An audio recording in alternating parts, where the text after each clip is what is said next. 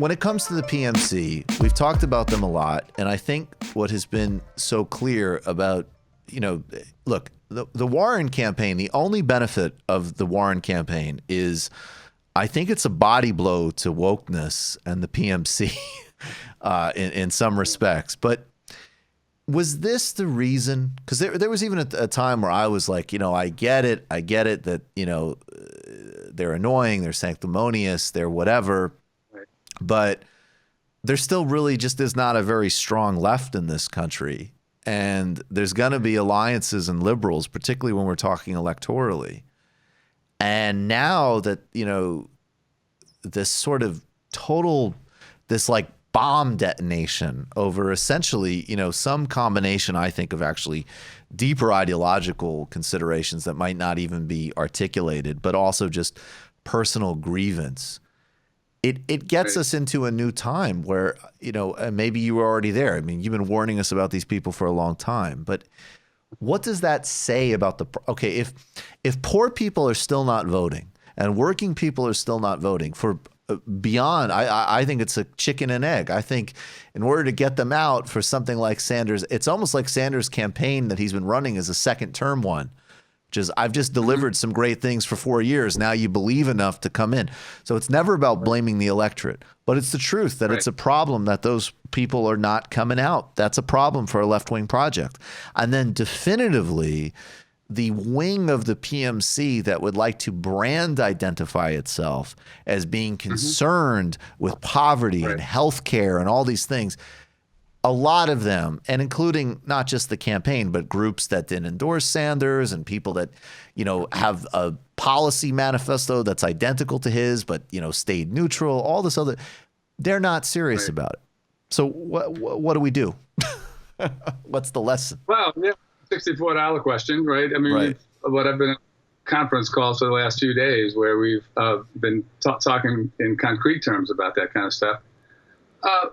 I really say about the PMC, I mean, because like lately, I don't know, the last 3 or 4 months maybe, I've been either part of or on the periphery of several interesting ongoing discussions about the role of the PMC and how to parse them and whatnot. And I think that there's a tendency to veer into a scholasticism about this, right? In the sense, look, it's not just intellectuals, right? Our species, operates with taxonomy. So we are the species that taxonomizes, yes, right, and gets our writers from upright posture. But I think, see, at this point, the difference between it's important to make a distinction between analysis and politics. Yeah. And the point that I've got about the PMC is like we understand its incoherence and the range of occupations and status categories and aspirations that are in it. And how I've come to think about this is the good ones are the ones who are going to come to us in the left program. Those who don't come to us are not even necessarily the bad ones. They could be the ones who haven't quite figured it out or for whom things haven't gotten bad enough yet, right? But there's clearly like an element of that large stratum, right, that is opposed to a left politics and opposed to a left politics culturally, intellectually, emotionally.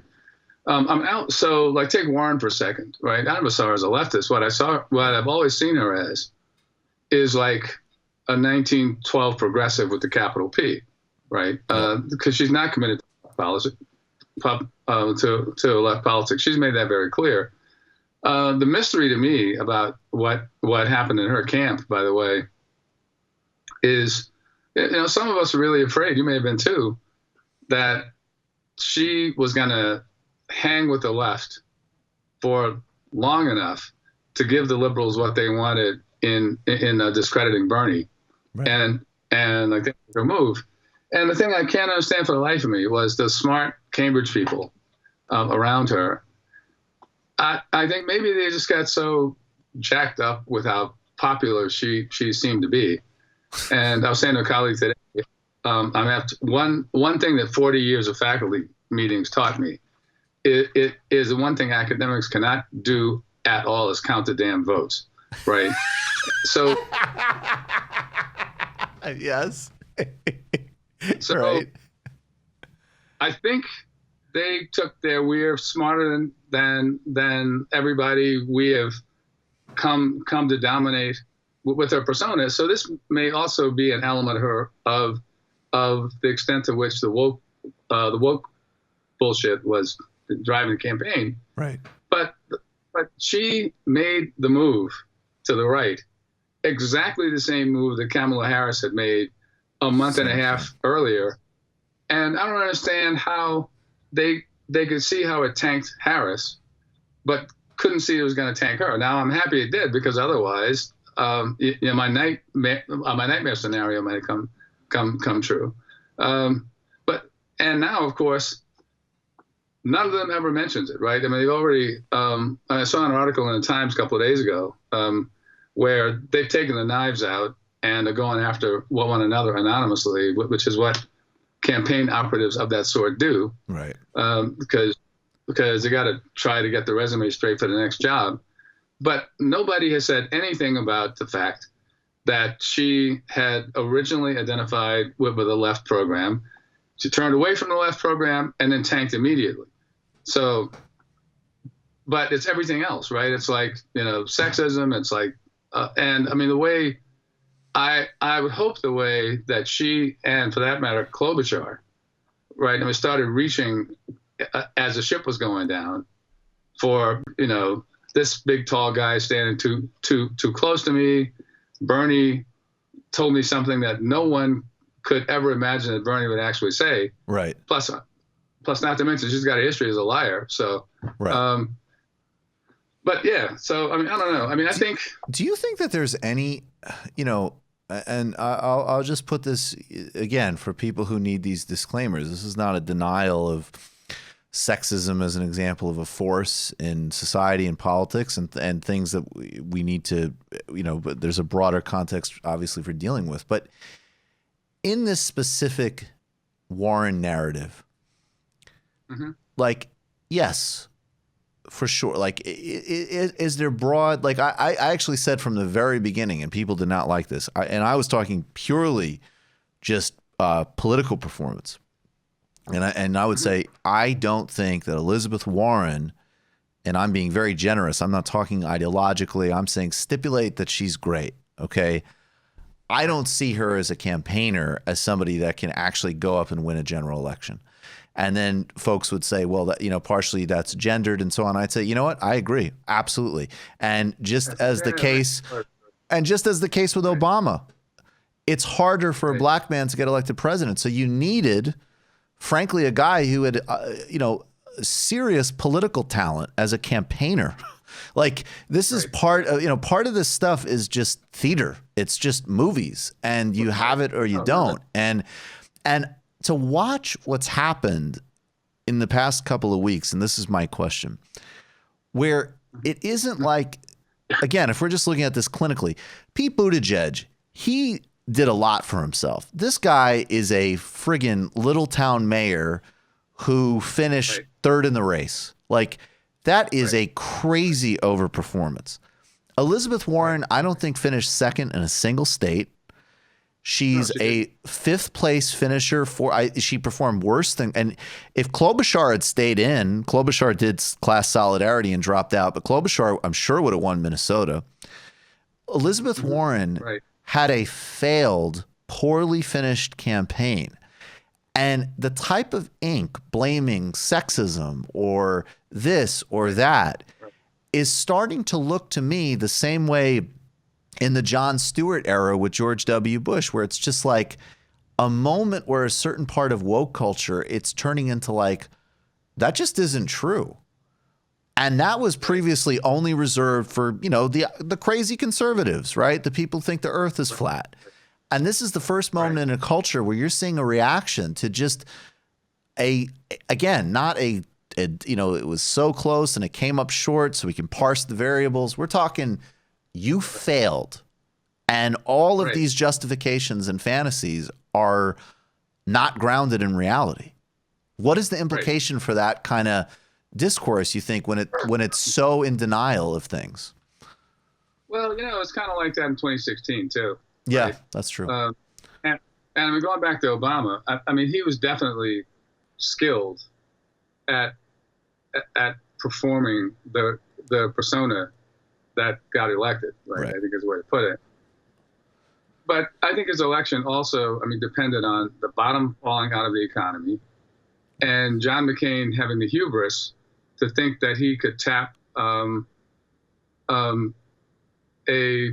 should I put this? A narcissistic moron version of an Ellie Mae Clampett from the Beverly Hillbillies. and Yes. Vice President. And that shit was funny the first time around. And like when I saw her give that acceptance speech, I was actually sitting in the green room in the studio waiting to go on the Bill Moyers show. And I thought, oh my God, this is a nightmare because she's so good at this. And my son said, like, he began to look for jobs in Canada, right? But we didn't know that she's an ill-tempered sociopathic moron, right? Who wouldn't prep, learn, right? Right. And I mean, that shit was cute till the economy crashed. And then there are probably a lot of people out there thinking, wait, if we vote for McCain, then she's like a heartbeat away from the presidency. Let's go with the color guy, right? But I want to say about the Buttigieg thing too. Well, for first of all, and I've been saying this like kind of over and over to friends, but that I wish I could have been a fly on the wall in the room when Buttigieg met with Jimmy Carter, because it's right after that he dropped out of the race, and it's clear that Carter had the portfolio to offer him something, right? And he could be stupid enough to think that an offer of the vice presidency would be a good thing, because there's no way that tickets would ever wind up in the White House. But I've got a slightly different take on the Klobuchar thing, because my hunch is it's based on nothing except Tell me. I mean her a little bit. She resisted calls to drop out, right? And then she went to that rally back home in Minnesota, and some Black Lives Matter types disrupted it. And then she dropped out shortly after that. And my take on this is that, which says something else about the links between the woke types and the foundations and the DNC. But I mean, my take on this is that the DNC basically sent them out there, right, to give her the message. And I mean, as I've been saying, it's not quite the same thing as a horse's head in the bed, but it's part of the same genus. So right? And I like this because just to be really clear, so when the local branch of the NAACP came out, and you are somebody who, again, it's for another day, but if you read, Dr. Reed's work, get into like the material connections between these worlds. Amy Klobuchar, by all evidence, railroaded a kid in a horrifying, and she did it with plenty of things. There was a thing she was attacking the Somali community for, some harmless intoxicant. I mean, she was doing what you would do as a, suburban sociopath DA to race bait and show you're quote unquote tough on crime. But it was noticeable. I mean, I went with the story, sure, and, because it's an important story, but it was very noticeable. Like, that's interesting. I wonder what that has to do with Joe Biden. Like, that's very interesting timing that all of a sudden The View is so concerned about racial injustice and sentencing with this person who's never been critiqued on anything. In fact, was a media darling for months. Right. That's right. Yeah. Right. Yeah, absolutely. Right. And look, the thing that's had my head kind of spinning a little bit, and a number of my colleagues and comrades, is the rapidity with which they turned this thing. But by the time they got to South Carolina, of him after Nevada. Yeah. And I mean, I'm not the kind of person to get all jacked up and optimistic about a win like the Nevada win, because among other reasons, like the other side has shown us from the beginning this time around that they are much more concerned about Sanders and the left than they are about Trump getting another term. And once you see that, then you know all bets are off. And I've been joking in sort of gallows humor that, okay, well, if he wins the nomination, then it's time to start to look over our shoulders for the death squads, because we may actually be at a moment or have come to an historical juncture, for those who like it that way, at which, and I apologize in advance for the reified language, but at which neoliberalism's capacity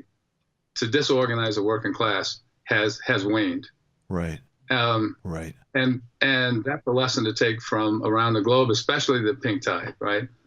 And the other part of that lesson is the ease with which neoliberalism can take on authoritarian forms. I mean, frankly, if you go back to the founders, Hayek, Friedman, those guys are very clear that a condition for a free market utopian world is an authoritarian government, right? Because otherwise, the masses are going to want stuff.